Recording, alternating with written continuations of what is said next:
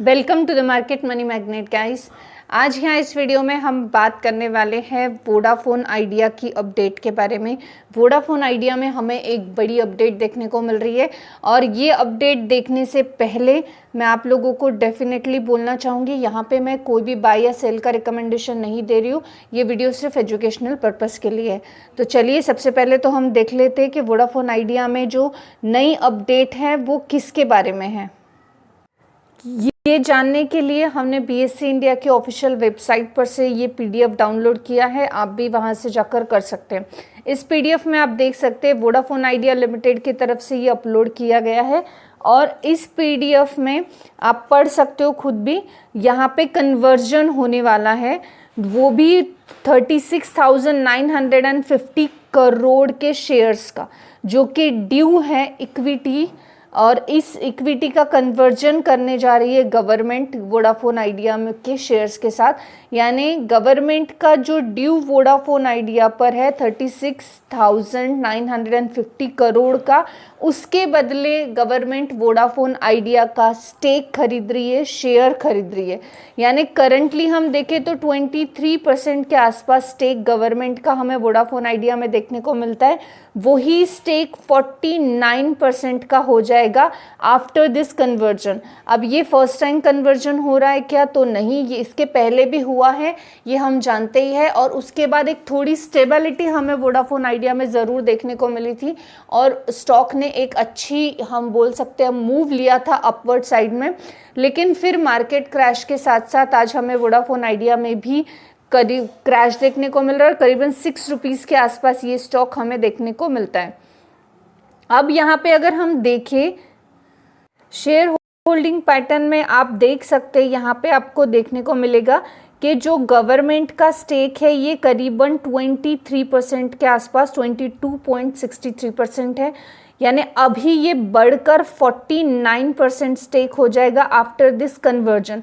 अब ये कन्वर्जन 36,950 करोड़ का देखने को मिल रहा है।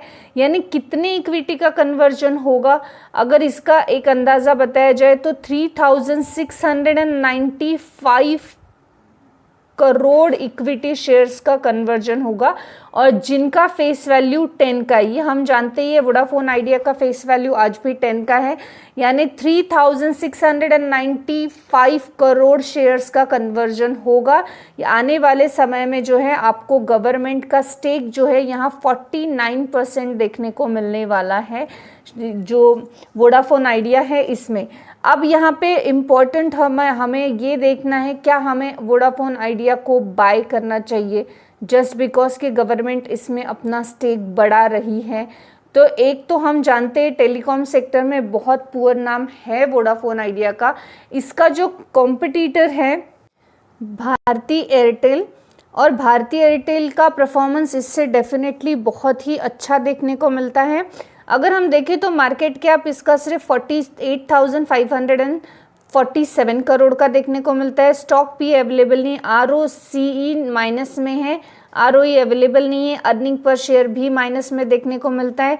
करंट असेट जो है 33,568 के है। डेप यहाँ पे 2,50,167 करोड़ का देखने को मिल रहा है।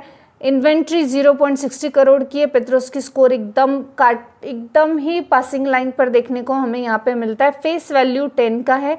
डिविडेंड देने का अब तक कोई सवाल है नहीं यहाँ पे। तो बेसिकली जो इसके फंडामेंटल से हम जानते हैं, ये इसका पूरा मैनेजमेंट अच्छा है, लेकिन मैनेजमेंट का फोकस पूरा ड्यू इनके ऊपर जो है उनको क्लियर करने में है।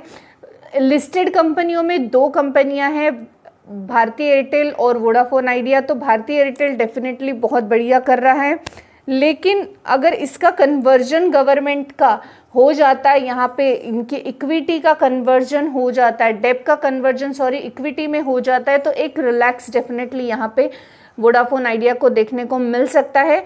इस टाइम पे 6 रुपीज़ और 80 पैसे पे हम इसको बाय कर सकते हैं क्या, अगर इस सवाल पर बात की जाए तो यहाँ पर मैं इतना ही कहना चाहूँगी कि हमें कोई भी डिसीजन एकदम हार्ड एंड फास्ट नहीं लेना चाहिए पहले। दूसरी तो मार्केट की जैसी पोजीशन है उस पोजीशन के हिसाब से तो हमें पेनी स्टॉक्स को अवॉइड ही करना चाहिए।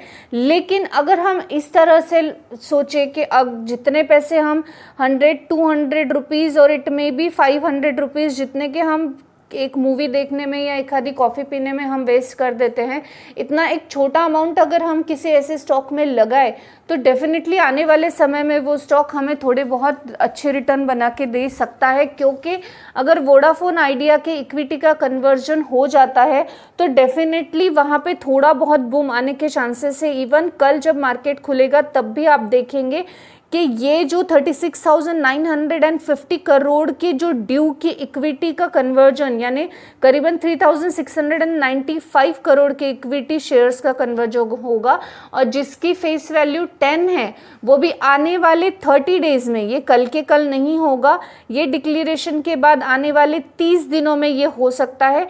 और अगर आने वाले 30 दिनों में ये होता है और आप 6 रुपीज़ 80 पैसे का स्टॉक बाय कर भी लेते हो 500 रुपीज़ लगाकर, तो यही स्टॉक अगर 10 रुपये तक भी चला गया तो आप इसको सेल कर सकते हो। 10 रुपये तक जाना इतना आसान भी नहीं है, लेकिन स्टिल आने वाले अगर 2-4 महीनों में ये थोड़ा बहुत बढ़ जाता है तो आपके पैसे थोड़े बहुत बढ़ गए तो आप वहाँ पे एक शॉर्ट टर्म में इनकम कमाकर एग्जिट कर सकते हो।